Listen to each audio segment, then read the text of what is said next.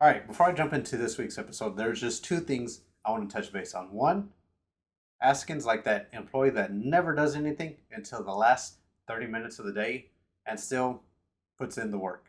Two, Kisuke can easily get into the side business of making sports bras for heavy chested women because the way they were holding Orihime, we've said this in the past, the man is a genius. And there's another reason why. This week's episode titled Gate of the Sun. Right off the bat, I'm going to give you my score for this week. Like I always say, it's very biased, so we'll take it with a grain of salt. This week's episode, a 5 out of 5. It was so good. I knew we were getting a whole new fight this episode. That was not in the manga, and holy hell, it delivered. But before I get into that, let's kind of touch base on the smaller things. Quick reminder, this is the war between the Soul Reapers and the Quincy. The Quincy have the Soul Palace under their control and are winning the fights. Soul Reapers are finally mounting a counterattack, and going off of this week's episode, we're still taking L's. The episode starts out with the Stern Raider getting transported into different areas of the new Royal Palace, or the Varvelt is what they're calling it, and we get to see snippets of where everyone lands up, and they start making their first moves. Lily Barrow immediately starts taking out Soul Reaper lieutenants. I think he took about 4 or 5 of them. And if side note, if you follow Taite Kubo on Twitter, he always draws these death drawings after each episode when someone bites the dust. And there was just so many today. We took a lot of L's. There's no other way to say it. It's going to be hard to see if they can turn that aspect around. Remember, these are Soul Reapers. There's more to them than just what one would think in a normal battle shonen. So, yeah, there's plenty of L's during this fight. We got to see where the mad scientist Korosuchi has ended up with. He decided to go a different route. Last week we were wondering where he was. This week gives us the answer. He decided to go a different route because his mind, he is the smartest, and he doesn't want to deal with the normal fighting stuff. He just wants to go do his own thing and experiment on his scientific researches that he has concocted up. And unfortunately for him, Kenpachi decided to go take a piss. And when he came out, he saw the door and decided to follow. So those two are off in a different part of the Royal Palace, and it makes for a good little bit of comedy moments. Easily could be a freaking comedy duo act for a couple episodes, but we'll see. And I just want to point out how Korosuchi, the man has some balls on him, because when the Quincy first invaded, he called out Old Man Yama. He's sitting there talking shit to the arguably probably one of the strongest Soul Reapers. And he is not nervous, scared, or anything. He's just calling him an idiot, basically. And that's the type of character he is. He was in the lowest prisons for a reason. And the more you pick up on that stuff, the funnier it is, because he absolutely hates Kisuke. And Kisuke is always just one-upping him. So, usually in anime you think scientists can't really fight. The man has some power. Yeah, he took an L to Uryu in OG Bleach, but ever since then, he's been pretty on point with his battles. Next week's episode is going to be a very good one if you're a Korosuchi fan. I'll put it that way. So yeah, I like how he's off doing his own thing with Kenpachi following along. And that also brought something to my attention. Kenpachi isn't wearing his Soul Reaper's captain robe. It's one of those small details that I kind of picked up on this week's episode that the freaking studio is killing it on. Another small detail that I picked up on was the way that Soul Reapers were running compared to our main heroes. Our main heroes were running like me and you would run, and the Soul Reapers had that ninja-ish Naruto run, which I thought was very interesting. Could be because of the training they've gone through, their whole life, but that is another small detail that I picked up on this week's episode. And another one was the use of 3D. 3D is kind of a mixed bag when it comes to anime, because the OG anime fans want everything to be drawn 2D. That takes a lot of time, and it's probably not the best idea in some cases. Also, a lot of anime fail at using 3D properly. So far, Bleach or Studio Period Films has been using it pretty well because it's more environmental based. It was very prominent whenever Grimjaw was chasing Askin because when he was running through the buildings were obviously 3D and it just flowed so well. Usually there's a camera pan, we see our characters and the movements and the use of buildings. It's all done 3D. And since episode one of this core, Period Films has been nailing the use of 3D. So this episode is another example of that. A few episodes ago, I said that the animation was only going to get better this core, and holy hell, nothing was more of an example than the fight between Renji and Uryu. That shit went off. And before I really dive into this, I just have to say, I heard that there was going to be a whole new fight this episode with Uryu and Renji. As a manga reader, I was like, cool, let's see how this plays out.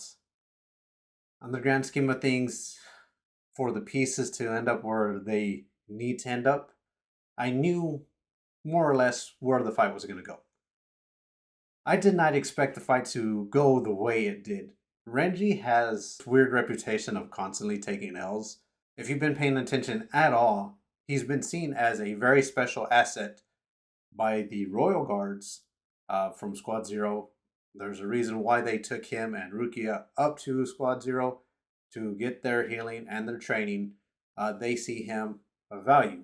Even Squad Zero, the healer, when he punched Renji, he's like, that was pretty impressive. It's this running bit between the online community that Renji never wins, and it's the same group that says Toshiro sucks because he never wins. And when you sit there and really think about all anime, when heroes in anime are pretty much guaranteed to win 100% of the time, it makes for a boring show in my opinion. That's why I never really got into One Punch Man. Granted, there could be a lot that I'm missing on that show, but the idea of a main hero that can just pretty much go unchallenged, it never sat well with me. Like I said, I'm probably misjudging that. I'm sure there's more depth to it, but concept alone, doesn't seem to be up my boat. Yes, our heroes are going to win and lose. That's what makes good stories. Ranji busted out so many new abilities with his Bankai. I didn't think of any of these because they were never shown in the manga. The only one that we've been seeing or we've seen in the manga is when he punches and you see the energy of the snake crunch down, and that's pretty much it. But holy hell, he had so many new stuff this episode, and a lot of it's not like it's new. They're all intertwined into how he's been fighting throughout the whole series. You know, the sword extends like Uzukimaru does in his Shikai form. The use of fire that seems to be something that he's always been struggling with, you know, when it comes to his Keto abilities. But yeah, it was very prevalent in that he's got it down, you know, on the way he was fighting Uryu.